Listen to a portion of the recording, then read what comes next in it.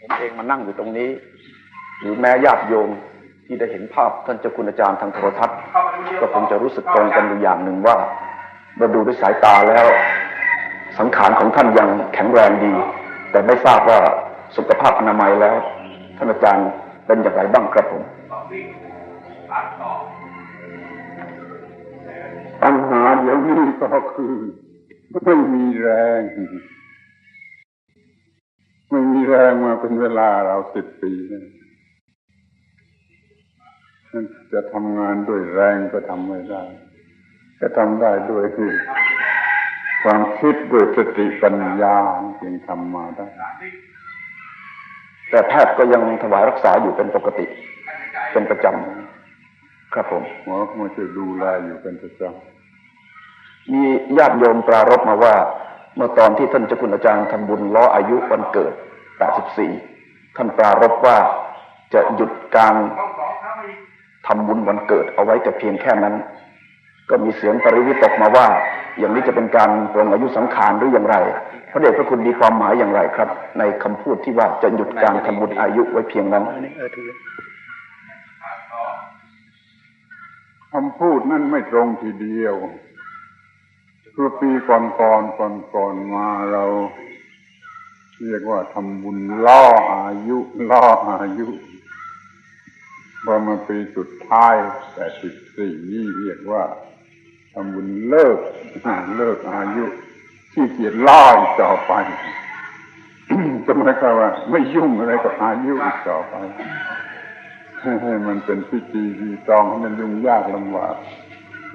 เลิกมีปัญหาเกี่ยวกับอายุก็จะมีเวลาว่างไปทำให้ความสงบหรือไปทำสิ่งที่มันไม่เกี่ยวกับอายุได้มากขึ้นไม่ได้ว่าไม่ใช่เป็นการปลงสังขารยังไม่ได้ปลงสังขารยังอยากจะทำงานสนองพระพุทธประสงค์ต่อไปเลิกเรื่องยุ่งเกี่ยวกับอายุเสียก็มีเวลามาทำงานสนองพระพุทธประสงค์ได้มากขึ้นก็มีเท่านี้ก็เลยเลิกอายุที่ถ้าจะทำต่อไปอีกปีต่อไปก็เรียกว่าอยู่กับความว่างไม่ล่อไม่เลิกไม่อะไรอยู่กับความว่างศึกษาหรือจะเผยแผ่ก็ทำอยู่ด้วยความว่างพิธีรีตองเกี่ยวกับปัญญุอย่าเข้ามายุ่งให้มันเสียเวลาครับผมก็ผมเคยมาที่สวนโมกเคยมานั่งฟังธรรมะท่านเจ้าคุณอาจารย์ที่ลานหินโค้งอย่างนี้เมื่อ10 ปีที่แล้วมาคนนี้มีความรู้สึกว่าสวนโมกวันนี้ไม่เหมือนเมื่อ10 ปีที่แล้วคือมีผู้คนมากันมากขึ้นทั้งที่เป็นชาวไทยแล้วก็เป็นชาวต่างประเทศแต่ที่นับว่าสำคัญก็คือขณะนี้สวนโมกกลายเป็นที่ท่องเที่ยวไปด้วยพวกบริษัททัวร์บริษัทนำเที่ยวเมื่อนำชาวไทยก็ดีชาวต่างประเทศก็ดีผ่านมาทางนี้แวะดูพระธาตุชัยยาก็ต้องมาแวะสวนโมกโดยเสมอท่านเจ้าคุณอาจารย์มีความรู้สึกขัดข้องรำคาญหรือว่าทำให้วิเวกของสวนโมกนี้เสียไปประการใดหรือไม่ครับผมไม่มีปัญหาอะไรเลยไม่มีปัญหาไม่สูญเสียความวิเวกอะไรที่ไหนเพราะว่าเราต้องการจะมีชีวิตอยู่ด้วยการทำประโยชน์แก่ผู้อื่นเมื่อเขามาหาก็ดีแล้วจะทำประโยชน์แก่เขาได้พูดกับเขาสักคำ2 คำในพวกที่แวะมาโดยเขาผ่านมาแล้วแวะมานี่ก็มีหลายพวกเหมือนกันแหละเขามาถามสิ่งที่เป็นประโยชน์แล้วเราก็ได้พูดสิ่งที่เป็นประโยชน์อย่างนี้ก็ยิ่งดีไม่ต้องไปไหนให้ลำบากนั่งพูดอยู่ที่นี่สรุปแล้วไม่มีเรื่องเสียหายในการที่จะมีคนแวะมาเพิ่มมากขึ้นเราไม่ไปยุ่งกับเขาก็ได้แต่ถ้าเขามาขอความรู้ความเห็นอะไรก็ทำส่วนมากก็มาขอรดน้ำมนต์เราก็ใช้วิธีรดน้ำมนต์ของพระพุทธเจ้าคือธรรมะให้เขาได้อาบรดธรรมะมันก็ดีไม่ต้องไปที่ไหนก็นั่งรดน้ำมนต์อยู่ที่นี่รดน้ำมนต์ธรรมะแต่ถ้าเป่าหัวนั้นไม่ชอบไม่ท ถึงจะทำมันก็ต้องรดน้ำมนต์ธรรมะอีกนั่นแหละก็ผมสังเกตว่าในพรรษานี้ที่สวนโมกมีพระอยู่มากร่วม100 รูปกระมังที่สำคัญก็คือมีชาวต่างประเทศที่ยังเป็นอุบาสกอุบาสิกาอยู่ก็มีเป็นอันมากได้ทราบว่าท่านเจ้าคุณอาจารย์มีโครงการทำศูนย์อะไรอย่างหนึ่งที่จะให้เป็นศูนย์เผยแผ่พระพุทธศาสนาแก่ชาวต่างประเทศได้ยินคำปรารภนี้มา 3-4 ปีแล้วไม่ทราบมาถึงบัดนี้คืบหน้าไปถึงไหนแล้วครับผมมันก็เพิ่มการสอนธรรมะน่ะมากขึ้น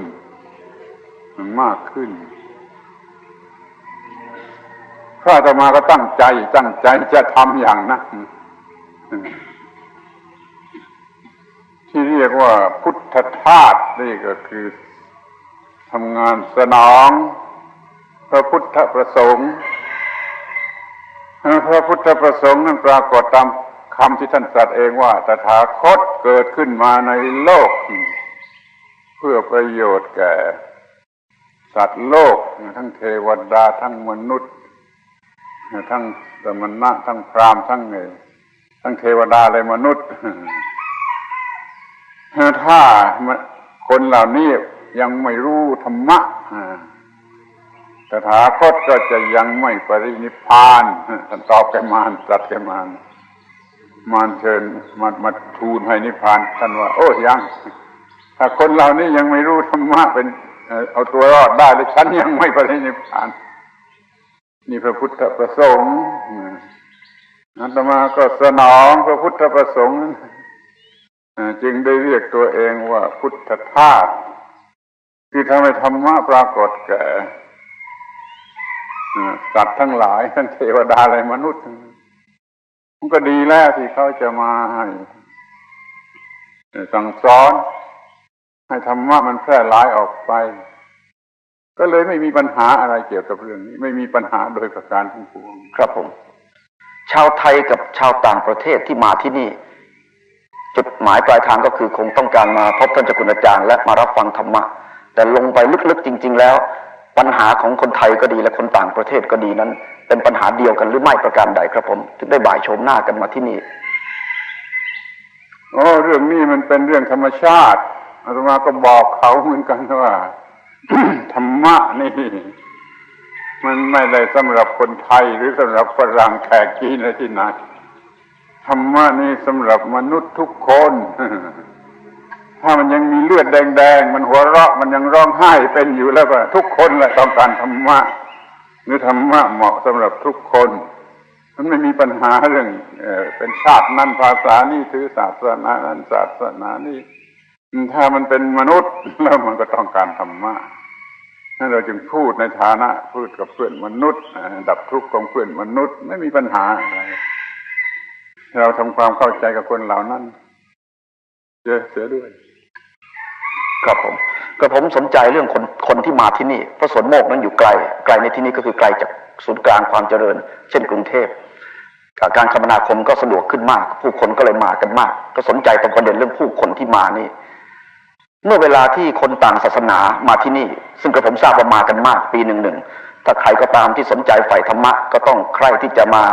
วิสาสะมามีธรรมสักษากับพระเดชพระคุณ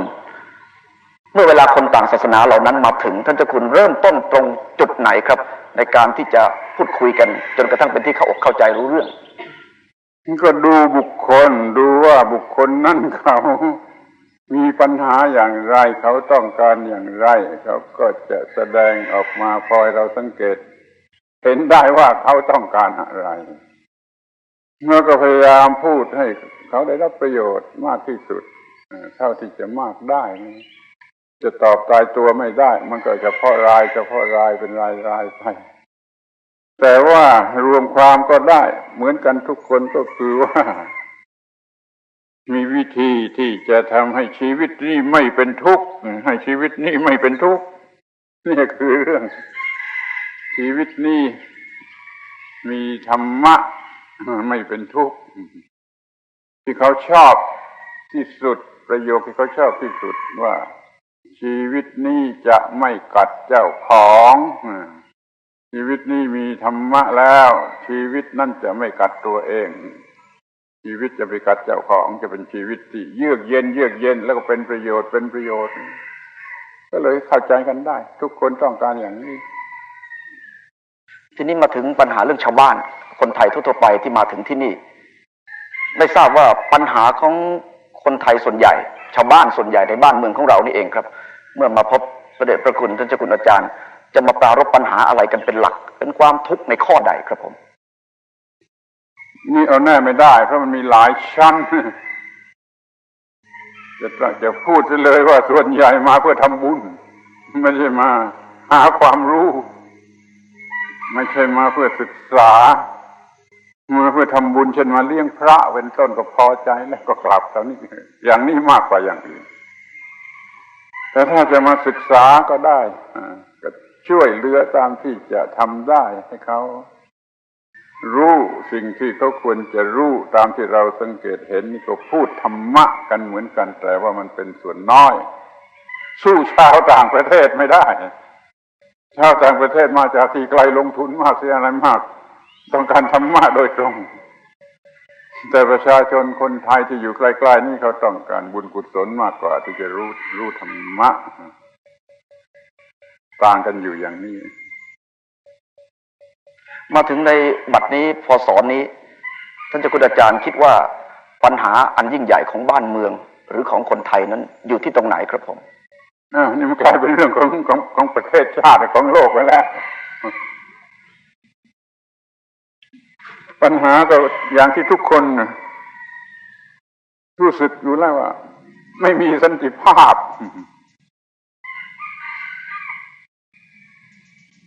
จะเป็นกันทั้งโลกเอาสิคิดว่าจะเป็นกันทั้งทุกประเทศทุกประเทศนะอย่างเดียวกันนะเพียงแต่ว่าไม่เท่ากันมากน้อยกว่ากันบ้างคือคนเห็นแก่ตัวมากขึ้นอาชญากรก็เพิ่มมากขึ้นคนบ้าก็มากขึ้นคุกตารางไม่พอจะใส่แล้วโรงพยาบาลบ้าก็ไม่พอจะใส่แล้วนี่มันเป็นปัญหาเหมือนกันทุกคนเราถือว่ามาจากต้นตอเดียวกันคือมันเห็นแก่ตัวไอ้คนเห็นแก่ตัวนี่ไปใช่ควรดูเถอะอย่ามองเห็นว่าเป็นเรื่องเล็กน้อยเห็นแก่ตัวเป็นเรื่องทั้งหมดคนเห็นแก่ตัวแล้วมันก็ขี้เกียจอยากจะนอนแต่มันจะเอาประโยชน์นั่นมันเห็นแก่ตัวคนเห็นแก่ตัวนี่ไม่สามัคคีจะเรียกร้องให้มาช่วยเหลือประเทศชาติไม่สามัคคีคนเห็นแก่ตัวแล้วมันจะคอยจ้างเอาประโยชน์มันก็คือเอาเปรียบนี่เรียกว่าคนเห็นแก่ตัวทำลายธรรมชาติมากที่สุดทำลายป่าที่ไหนทำลายที่ไหนไปดูมันเห็นแก่ตัวมันมาจากความเห็นแก่ตัวคนเห็นแก่ตัวเห็นความสะดวกส่วนตัวสร้างมลภาวะเต็มไปทุกคนทุกแห่งมันเห็นแก่ตัวมันเห็นแก่ตัวแรงขึ้นแล้วมันก็หลงทางความเห็นแก่ตัวหลงทางทำไมเรียกว่าหลงทางมันทำลายตัวเองที่มันเป็นบ้านะเพราะมันเห็นแก่ตัวจนหลงทางฆ่าพ่อฆ่าแม่ก็ได้ฆ่าลูกฆ่าเมียก็ได้แล้วฆ่าตัวเองตายในที่สุดคนเห็นแก่ตัวมันหลงทางอย่างนี้ปัญหาทั้งหมดมันมาจากความเห็นแก่ตัว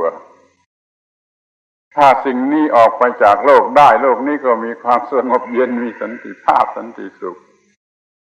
เดี๋ยวนี้มันตรงกันข้ามความเห็นแก่ตัวมันมากขึ้นเพราะความเจริญทางวัตถุมันมากขึ้นแล้วมันก็ผลิตไอ้สิ่งที่ส่งเสริมความเห็นแก่ตัวนะโรงงานอุตสาหกรรมทั้งหลายผลิตของอร่อยสนุกสนานมันส่งเสริมความเห็นแก่ตัวอยู่นี้มันส่งเสริมให้ความเห็นแก่ตัวมากขึ้นนี่ส่วนที่มันจะกำจัดความเห็นแก่ตัวมันกลับลดลงเช่นวัดวาอารามไม่ค่อยมีใครมาการศึกษาก็จัดอย่างที่ว่าเพิ่มความเห็นแก่ตัวให้เด็กๆมันฉลาดแล้วยิ่งเห็นแก่ตัวความฉลาดยิ่งมากยิ่งเห็นแก่ตัวลึกมันก็แก้ยากศาสนาไม่มาควบคุมการศึกษาก็เลยส่งเสริมความเห็นแก่ตัวเรียกว่าฉลาดเพื่อทำลายโลก ยิ่งเห็นแก่ตัวเท่าไรมันก็ยิ่งทำลายโลกเท่านั้นทุกอย่างเป็นมันหมดนะถ้าเห็นแก่ตัวทุกอย่างจะเป็นมันหมด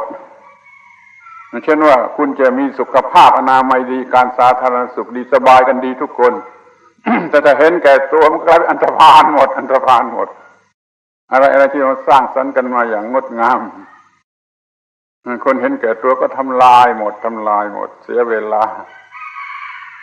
การศึกษาก็เพื่อเห็นแก่ตัวไปรับใช้ความเห็นแก่ตัวการเมืองการเศรษฐกิจก็ยิ่งเห็นแก่ตั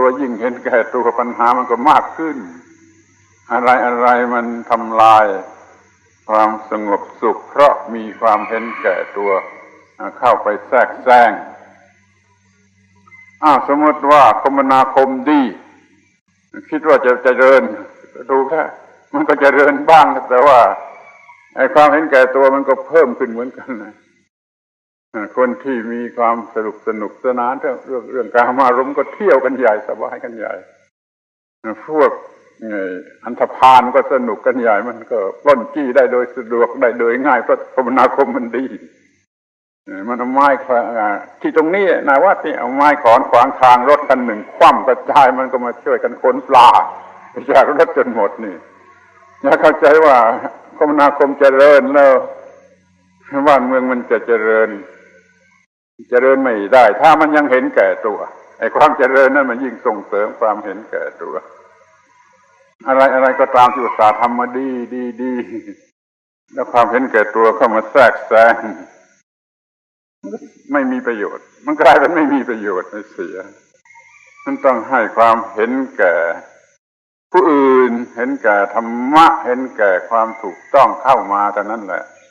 การพัฒนาทุกชนิดจึงจะมีประโยชน์มิฉะนั้นยิ่งพัฒนาจะยิ่งมีปัญหาเพราะผู้เห็นแก่ตัวได้โอกาสที่จะใช้การพัฒนานั้นเพื่อประโยชน์แก่ความเห็นแก่ตัวของเขา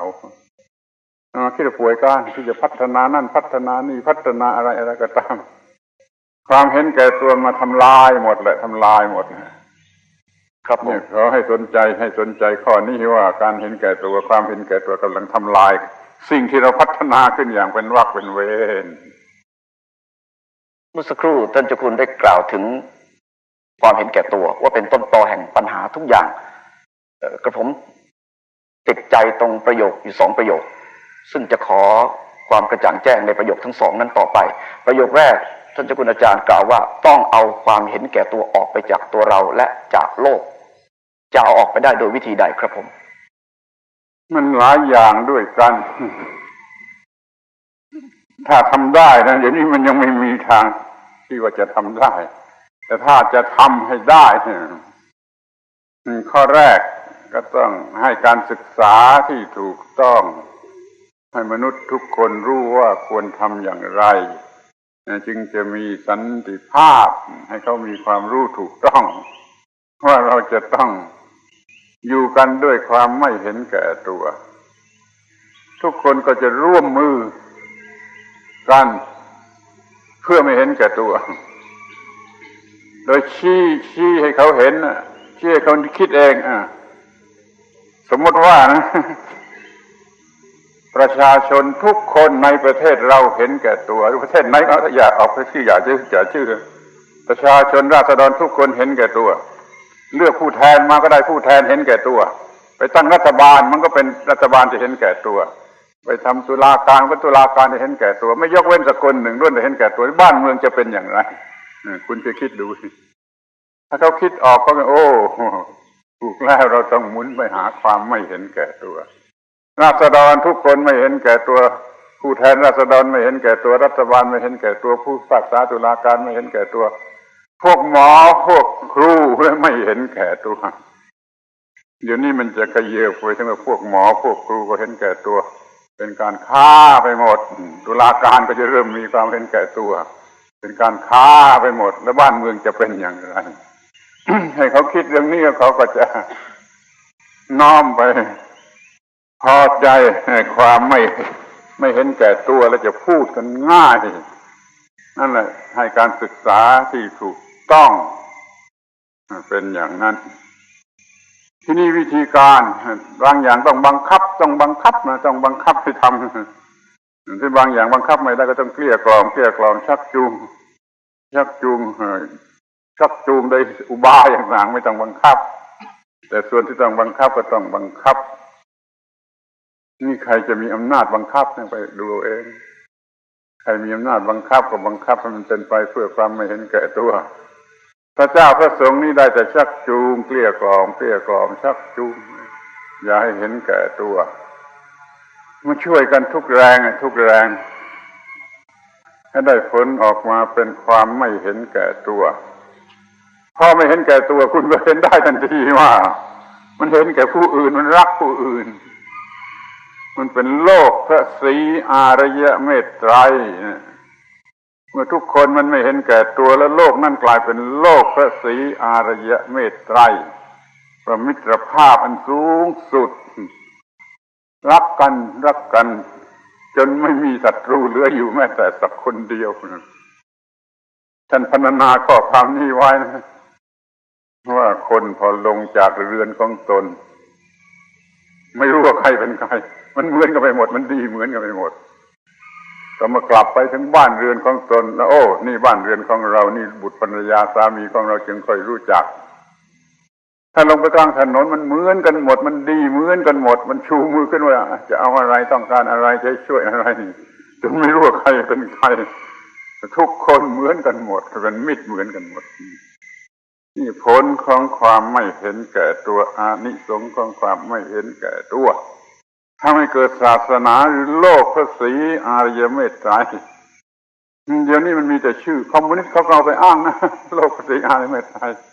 ชาวพุทธแก่ๆค่ำๆคุณตาคุณยายก็อ้างโลกพระศรีอริยเมตไตรแต่ไม่รู้ว่าอยู่ที่ไหนมันอยู่ที่หมดความเห็นแก่ตัวเมื่อไรเป็นโลกพระศรีอริยเมตไตรเหมือนนั้นที่แจ้งกันอย่างนี้เถิดให้เห็นอย่างนี้เถิดเขาก็จะพอใจหันมานิยมความไม่เห็นแก่ตัวแล้วก็รักผู้อื่นแล้วปัญหามันก็หมดนี่เรียกว่าชี้แจงเกลี้ยกล่อมหรือถึงจะต้องบังคับก็บังคับให้มันมองเห็นในความไม่เห็นแก่ตัวซึ่งเป็นสิ่งเดียวที่จะสร้างสันติภาพครับผมอีกประโยคนึงเมื่อสักครู่หลวงพ่อได้พูดถึงว่ายิ่งพัฒนามากคนก็ยิ่งเห็นแก่ตัวมากถ้าอย่างนั้นที่พูดกันว่าอยากจะเป็นนิกนั้นท่านเจ้าคุณอาจารย์มีความคิดเห็นยังไงครับผมจะไม่ยิ่งไปกันใหญ่หรือยิ่งเตลิดไปในทางเห็นแก่ตัวหรือกระไรครับผมข้อนี้มันเกี่ยวกับคำพูดนั่นแหละเอาคำว่าพัฒนาก่อนเพราะว่าได้ถึงพัฒนาก่อนครับพัฒนามาจากบาลีว่าวัฒนาคำว่าวัฒนาตามภาษาบาลีไม่ได้หมายถึงว่าดีหรือสงบหรือเจริญหรือดีไปในทางนี้มันว่ามากขึ้นถ้ามากขึ้นแล้วก็เรียกว่าวัฒนามากจนเป็นบ้าคือวัฒนาหญ้ารกก็เรียกว่าหญ้าพัฒนาผมบนหัวรกก็เรียกว่าผมพัฒนาคำว่าพัฒนาภาษาบาลีนั้นไม่ใช่หมายถึงความดีหมายแต่เพียงว่ามากขึ้นถ้าไปในทางดีมันหมายถึงมันมีคำว่าภาวิตาวัตถิตานั่นเป็นมากไปในทางดีวัฒนานะระวังถ้าปล่อยไปตามเรื่องของคำนี้แล้วก็รกไปทั้งคนรกไปโดยสิ่งที่ไม่มีประโยชน์หรือเป็นอันตรายหน้าหัวที่ว่าคำว่า progress ในภาษาละตินมันก็แปลว่าบ้านะแต่เราก็ชอบ progressive นักเหมือนกันเลยกับคำว่าพัฒนาเป็นปัญหาอย่างเดียวกันนี่หมายความว่าต้องเข้าใจคำว่าพัฒนาหรือวัฒนากันให้ดีๆเราจะต้องทำไปในทางที่ดีที่ถูกต้องพระพุทธภาษิตว่าอย่าทำโลกให้วัฒนานะสิยาโลกวัฒโนอย่าทำโลกให้วัฒนาก็หมายเราแปลเป็นไทยว่าอย่าทำให้รกทำโลกให้รกอย่าเป็นคนรกโลกวัฒนาแปลว่ารกโลกจงทำให้เต็มไปด้วยความถูกต้องความดีความงามความเป็นประโยชน์ ที่เราจะต้องชวนกันทำความเข้าใจพัฒนาคืออย่างไรพัฒนาคืออย่างไรแล้วในที่สุดมันก็จะเห็นว่าถ้ามันจะดีจะงามจะถูกต้องน่าเลื่อมใสมันต้องไม่มีความเห็นแก่ตัวความเห็นแก่ตัวเป็นของสกปรกน่าเกลียดแล้วเป็นของร้อนทำให้เกิดปัญหาเดือดร้อนไม่มีทางดีเลยคำว่าวัฒนาตามภาษาบาลีต้องถูกต้องต้องเยือกเย็นต้องสงบนี่เรียกว่ามาพูดกันเรื่องคำพูดให้เข้าใจกันเสียก่อนแล้วก็มาดูกันถึงการกระทำโดยแท้จริงก็คือว่าให้มันสงบเย็นให้มันสงบเย็นปราศจากความเห็นแก่ตัวปราศจากความเห็นแก่ตัวมันไม่มีกิเลสมันก็เย็นมันเนื่องกันแหละถ้าว่าไม่มีความเห็นแก่ตัวมันก็จะเป็นพัฒนาไปในทางที่ดีที่ถูกถ้ามันยังมีความเห็นแก่ตัวมันก็มากไปด้วยการพัฒนาสิ่งที่เป็นข้าศึกที่นี่จะพัฒนาโลกสมัยนี้พัฒนาโดยการทำอุตสาหกรรมนั้นดูดีมันมาจากไหนมันมาจากคนเห็นแก่ตัวมันจะต้องเอากำไรมากต้องการกำไรมากทีละมากก็มันต้องทำอย่างอุตสาหกรรมมันต้องผลิตสิ่งที่ที่เป็นเหยื่อแก่กิเลสที่ล่อคนให้ซื้ออุตสาหกรรมมันเกิดมาจากคนที่เห็นแก่ตัวจะนายทุนหรืออะไรที่มันเห็นแก่ตัวมันจึงมีอุตสาหกรรมออกมาแล้วจะไม่เพิ่มความเห็นแก่ตัวได้อย่างไรคนที่จะไปซื้อสินค้าที่เกินจำเป็นอย่างนั้นก็คือคนที่โง่ที่เห็นแก่ตัวเหมือนกันมันก็เข้ากลุ่มกันพอดีต่างฝ่ายต่างเห็นแก่ตัวเพื่อประโยชน์กันเงินของตัวบ้างเพื่อสนุกสนานอร่อยของตัวบ้างมันก็เลยพัฒนาไปในทางทำลายโลกให้เป็นนิว่าเตรียมเพื่อจะมีอุตสาหกรรมก็ต้องควบคุมให้ได้ถ้าควบคุมไม่ได้เป็นนิกนั่นแหละมันจะทำลายตามความหมายของคำว่าอุตสาหกรรมถ้าจะเป็นนิกก็เตรียมศึกษาการควบคุมความเห็นแก่ตัวบังคับความเห็นแก่ตัวควบคุมความเห็นแก่ตัวในความเป็นนิกก็จะถูกต้องหรือจะน่าพอใจบ้างถ้าปล่อยไปตามเรื่องมันก็ไปเข้ารูปอุตสาหกรรมแล้วก็เป็นเรื่องส่งเสริมกิเลสเรื่อยไปไม่มีเป็นความสงบสุขหรือเป็นสันติภาพอย่าเพ้อฟังว่าเกลียดชังหรือใส่ร้ายอุตสาหกรรมพูดตามเป็นจริงมันเป็นอย่างนั้นความโลภมหาศาลมันทำให้เกิดอุตสาหกรรมแล้วก็สร้างเหยื่อที่หลอกลวงคนให้เห็นแก่ตัวต่อไปอีกระวังอุตสาหกรรมแปลว่าเจริญโดยวัตถุเจริญทางวัตถุยิ่งเจริญทางวัตถุยิ่งเห็นแก่ตัวเพราะวัตถุมันช่วยส่งเสริมความอร่อยของเนื้อของหนังภาษาศาสนาเขาเรียกว่าเนื้อหนังมันไปเห็นแก่เนื้อหนังส่งเสริมความต้องการของเนื้อหนังยิ่งเจริญทางวัตถุยิ่งเห็นแก่เนื้อหนังก็บ้ากันหมดทั้งโลกเห็นแก่ความสุขสนุกสนานโดยเฉพาะทางกามอารมณ์ทางเพศนี่ไปเสียทั้งหมด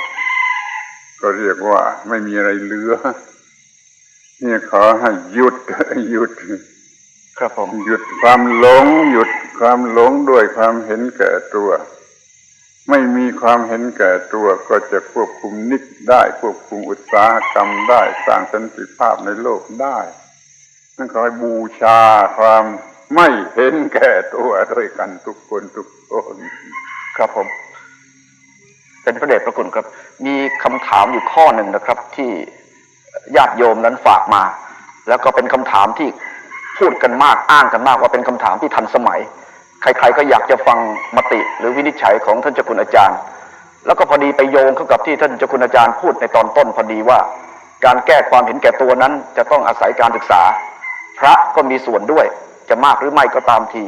พอพูดถึงพระก็พูดถึงเรื่องวัตรปฏิบัติของพระขึ้นมาในเวลานี้ทันทีว่าพระทุกวันนี้ก็อาจจะเห็นแก่ตัวอยู่คือมีคนเห็นแก่ตัวเข้ามาบวชจะปลอมปนเข้ามาบวชหรืออย่างไรก็ตามที แล้วในที่สุดก็มาทำราคีข่าวให้เกิดขึ้นในพระพุทธศาสนาหลายคนก็อ้างว่ามัวหมองหลายคนก็บอกว่าเสื่อมความนับถือไปซะแล้วในปัญหาเหล่านี้ท่านเจ้าคุณอาจารย์มีมติอย่างไรครับผมถ้าพูดถึงธรรมะถึงศาสนามันก็เพื่อกำจัดความเห็นแก่ตัวให้มีความสงบสุขอยู่ในโลกนี้ก็ได้เพื่ออยู่เหนือโลกบรรลุมรรคผลนิพพานไปเลยก็ได้สำเร็จมาจากความไม่เห็นแก่ตัวเดี๋ยวนี้มนุษย์ทั้งโลกมันหันเหมันในทางวัตถุในทางเนื้อทางหนัง มันก็ส่งเสริมความเห็นแก่ตัวคนเหล่านี้มาบวช มันก็ติดมาแต่บ้านมาเห็นแก่ตัวในเพศบรรพชิตเป็นพระเป็นเณรที่เห็นแก่ตัวปัญหามันก็เพิ่มขึ้นเรียกว่าอรัชชีจะเพิ่มมากขึ้นกว่าครั้งพุทธกาลครั้งพุทธกาลไม่ใช่ไม่มีอรัชชีมีเหมือนกันแล้วแต่มันไม่มากเท่ากับในยุคที่โลกมันมีความเห็นแก่ตัวเพิ่มขึ้นนั่นก็ต้องยอมรับแล้วว่าไอ้สมัยปัจจุบันนี้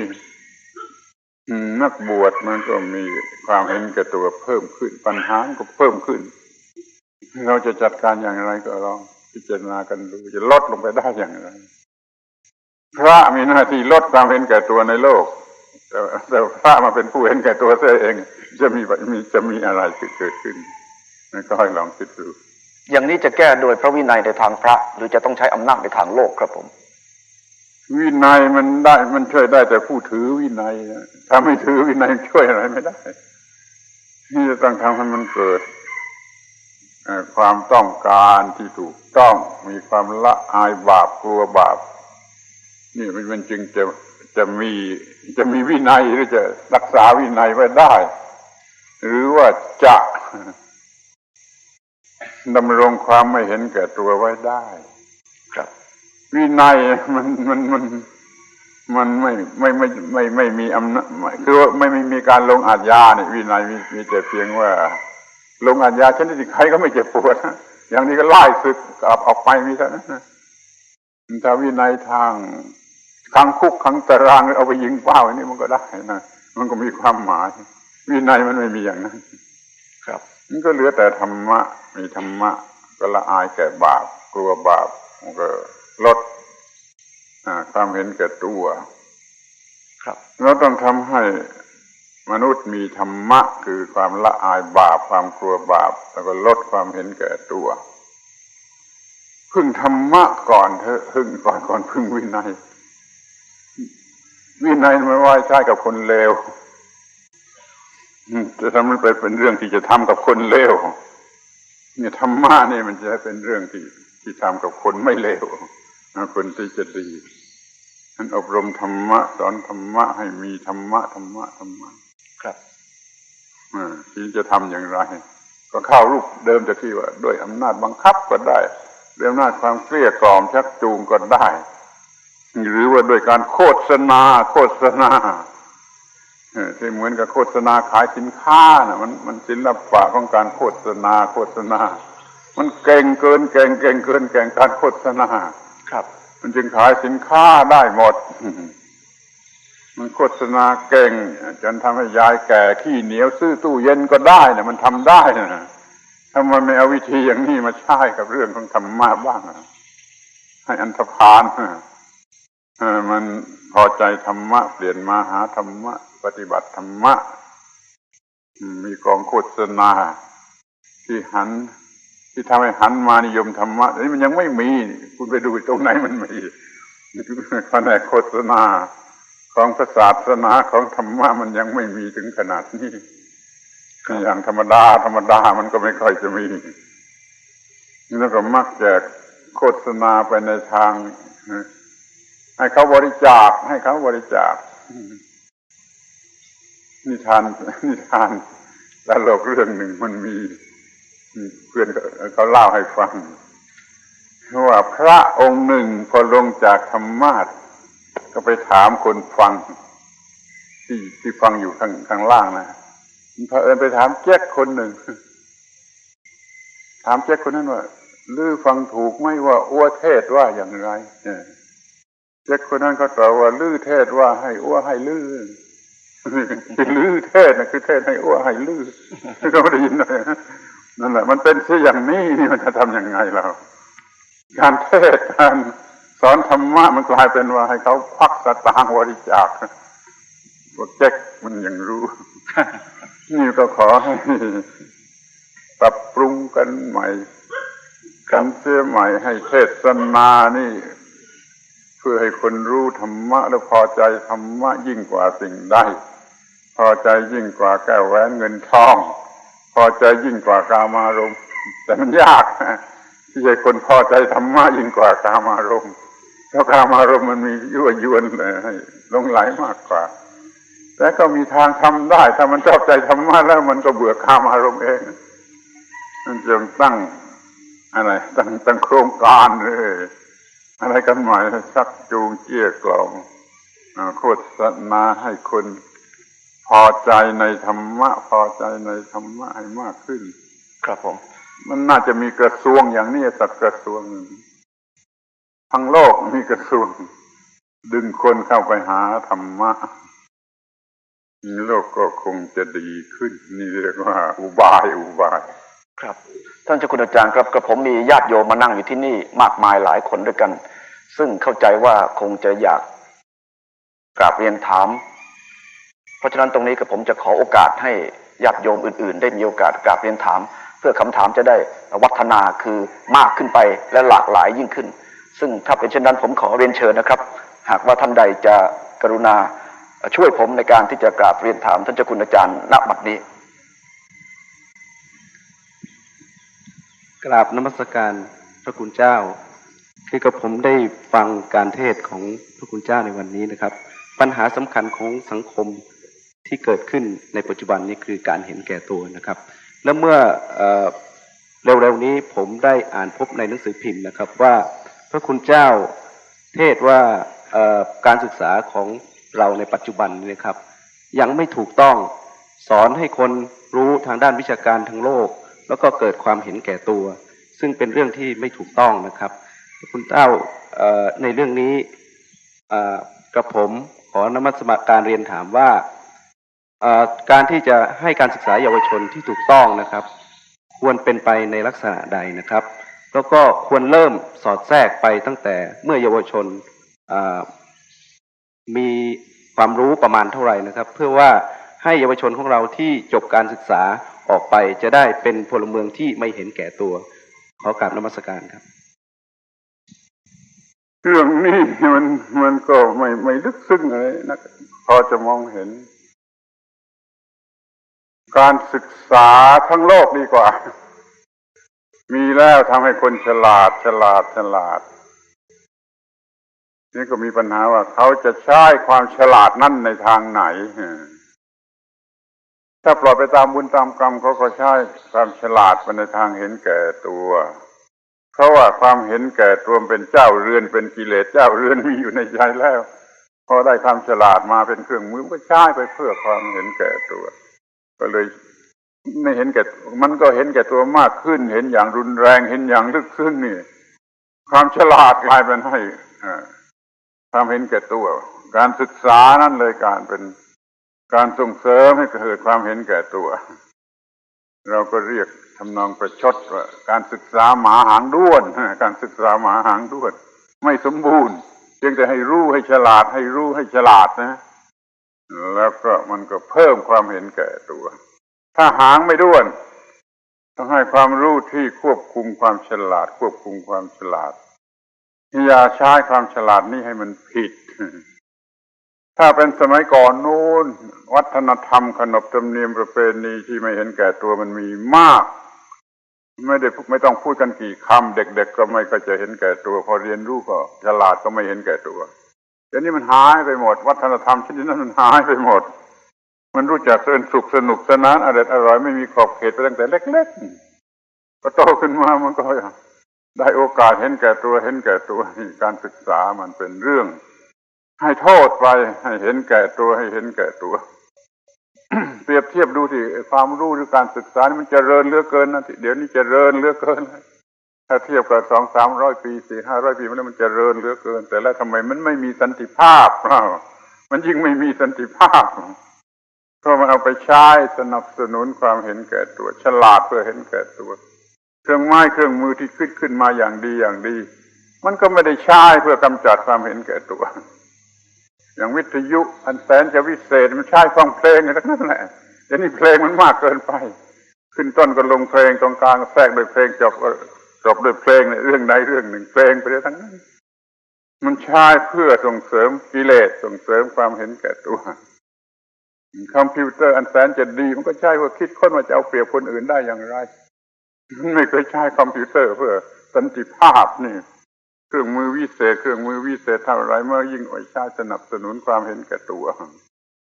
นี่ฉะนั้นความฉลาดในการศึกษาชนิดนี้มันก็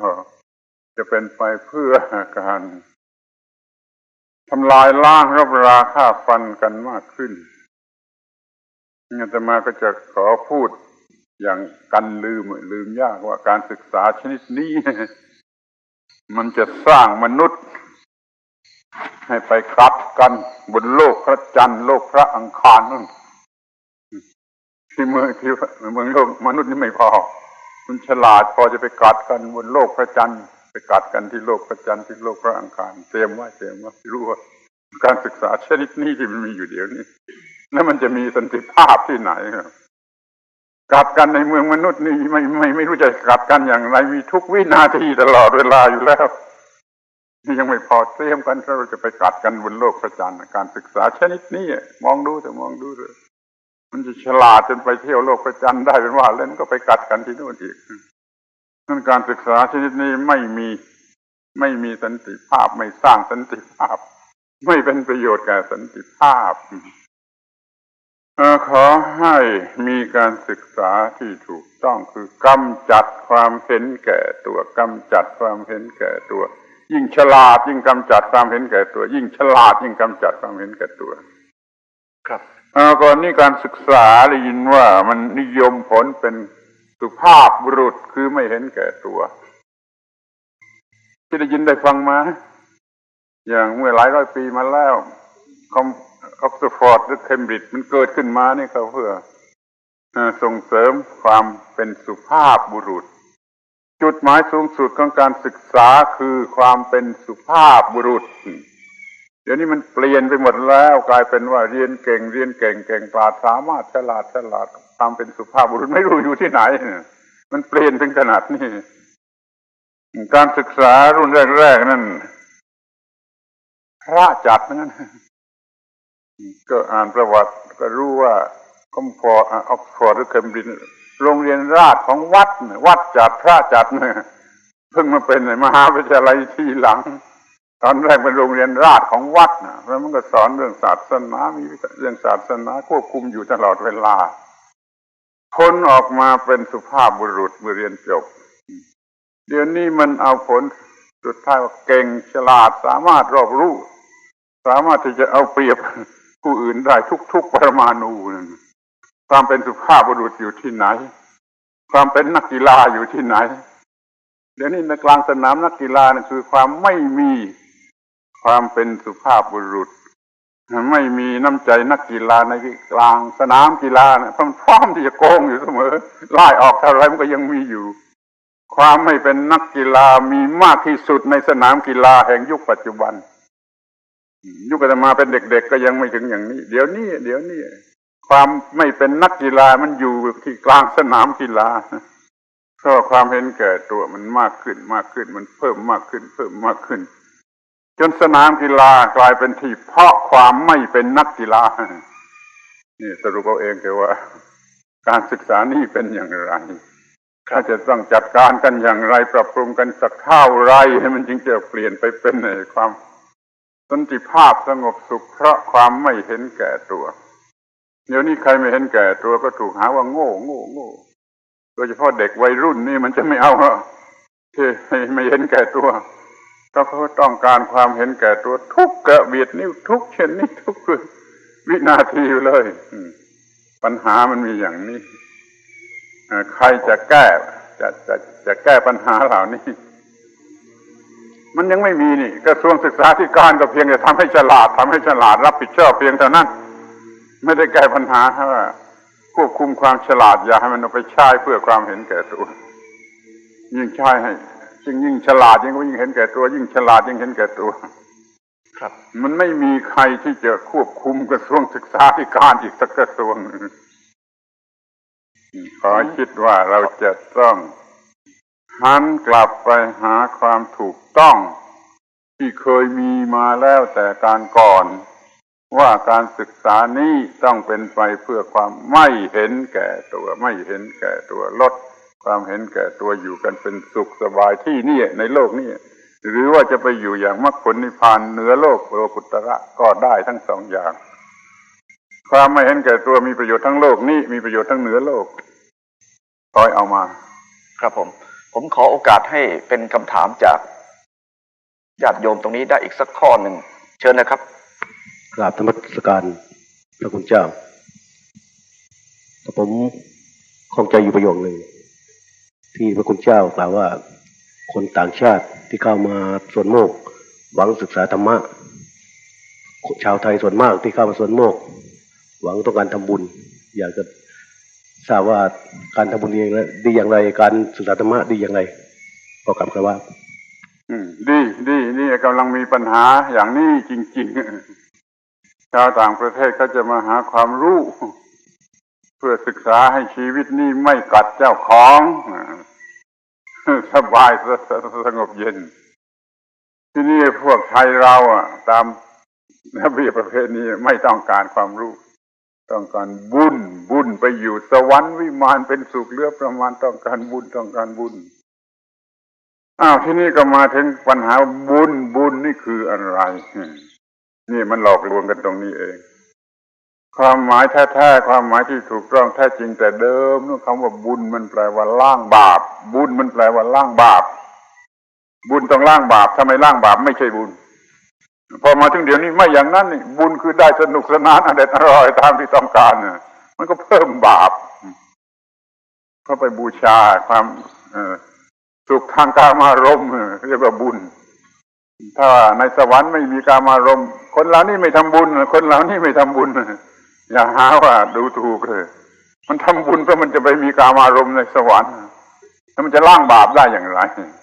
มันบุญของคนสมัยนี้มันไม่เป็นไปเพื่อล้างบาปมีหนำซ้ำมันจะเพิ่มบาปเพราะบ้าบุญบ้าสุขบ้ากามารมณ์บ้าอะไรต่างๆบุญมันเปลี่ยนความหมายซะแล้วถ้ามันเป็นบุญมันก็ต้องล้างบาปถ้าว่าไม่ล้างบาปมันก็ไม่ใช่บุญที่คนที่มาทำบุญนี่อยากจะ ทำบุญบาทเอาวิมานหลังนู่นไปค้าขายอะไรที่ไหนได้กำไรมากเท่านี้มันไม่มีทำบุญบาทตั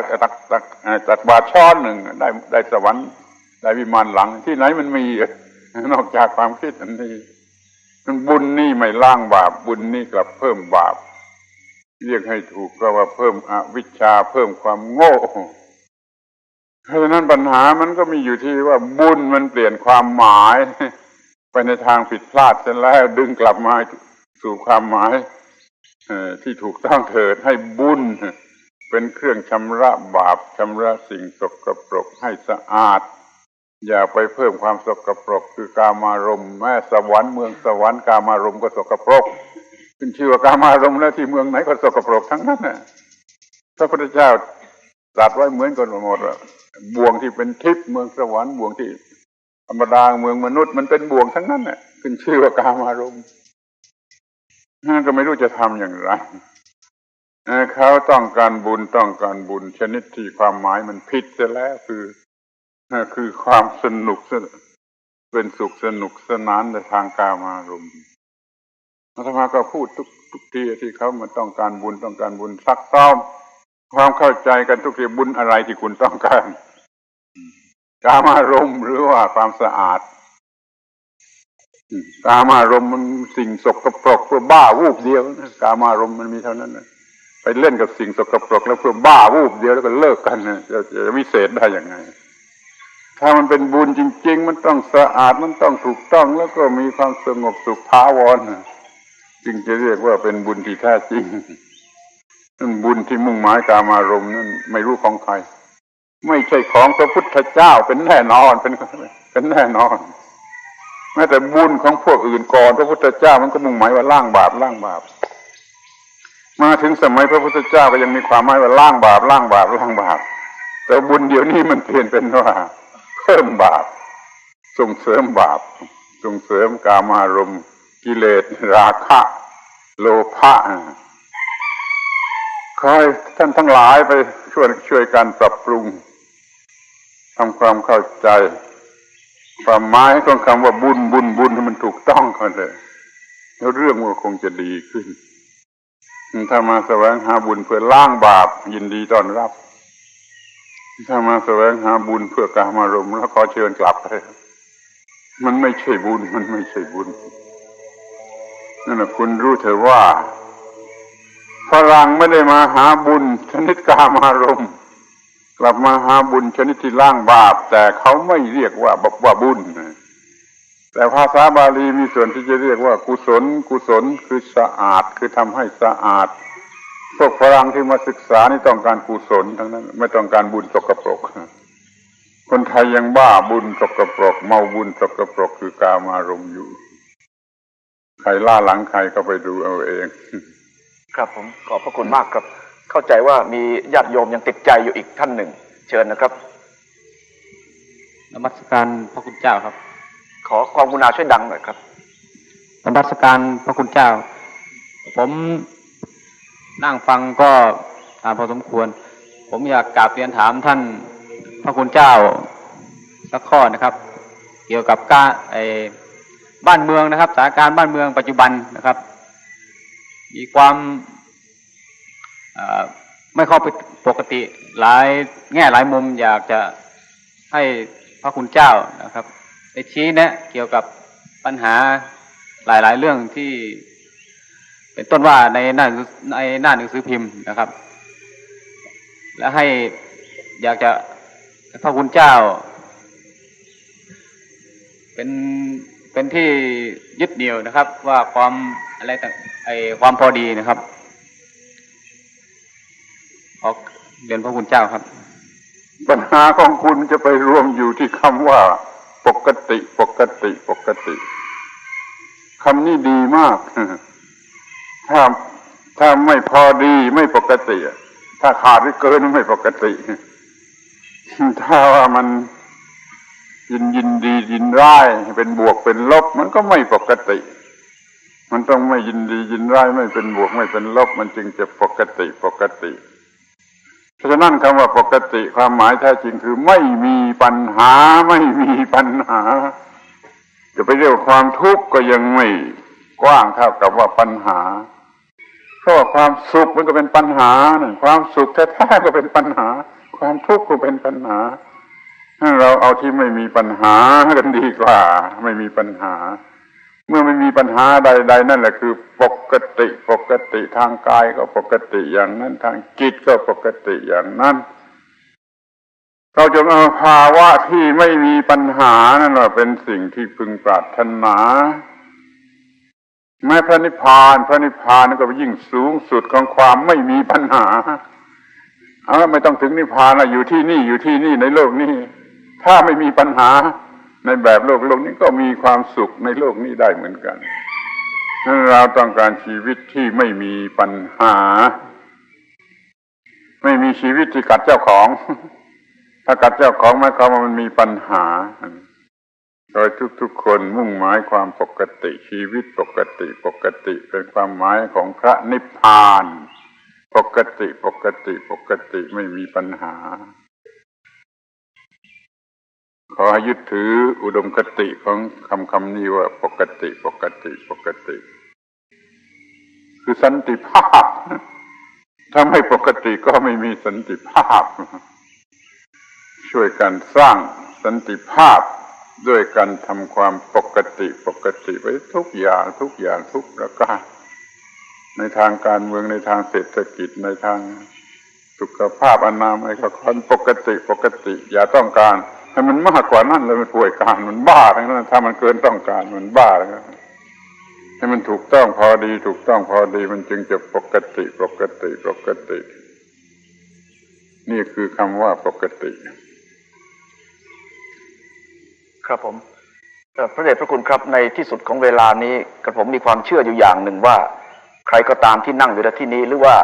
เปิดรับชมการออกอากาศอยู่ทางบ้านนั้นน่าจะมีความรู้สึกตรงกันว่าเมื่อได้ฟังถ้อยคำของพระเดชพระคุณมาตั้งแต่ต้นจนถึงบัดนี้จะมีความรู้สึกคำว่าสะอาดสว่างแล้วก็สงบนั้นมีความหมายลึกซึ้งเส้นนี้กระไรในโอกาสนี้ไม่ทราบว่าท่านเจ้าคุณอาจารย์จะกรุณามอบธรรมะอะไรสักบทหนึ่งสั้นๆสำหรับที่จะสะกิดใจเตือนใจแนบใจคนไทยเอาไว้ตลอดไปในวิกฤตของเหตุการณ์ต่างๆที่เกิดลุมล้อมอยู่อย่างที่มีผู้ได้กราบเรียนถามพระเดชพระคุณเมื่อสักครู่นี้ธรรมะข้อนั้นจะมีประการใดครับผมคือขอเน้นปกติเมื่อปกติก็จะมีสันติภาพสันติภาพต้องมีเพราะเสรีภาพไม่มีเสรีภาพไม่มีปกติไม่มีสันติภาพกิเลสครอบงำเรียกว่าไม่มีเสรีภาพถ้ามีความสะอาดปราศจากกิเลสสว่างไม่โง่ให้กิเลสครอบงำสะอาดแล้วก็สว่างแล้วก็สงบเพราะไม่มีกิเลสนั่นคือเสรีภาพขอให้ทุกคนที่เรียกตนเองว่าไทยไทยเป็นคนไทยไทยไทยแปลว่าอิสระหรือเสรีภาพจงได้เป็นคนที่มีเสรีภาพหรือมีความเป็นไทยที่ถูกต้องคือมีความสะอาดความสว่างความสงบให้สมกับว่าเป็นคนไทยสรุปสั้นๆนิดเดียวว่าขอเป็นคนไทยเถิดหมดปัญหาขอให้ทุกคนเป็นคนไทยโดยแท้จริงแต่ปัญหาไม่มีเหลือ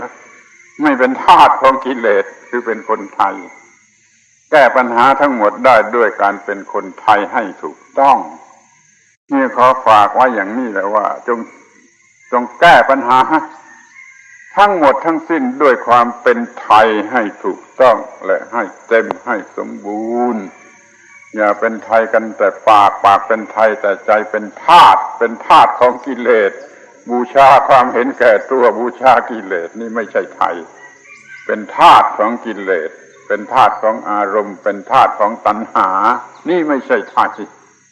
เป็นไทยก็ต้องเหนือสิ่งเหล่านี้แล้วปัญหาก็จะไม่มี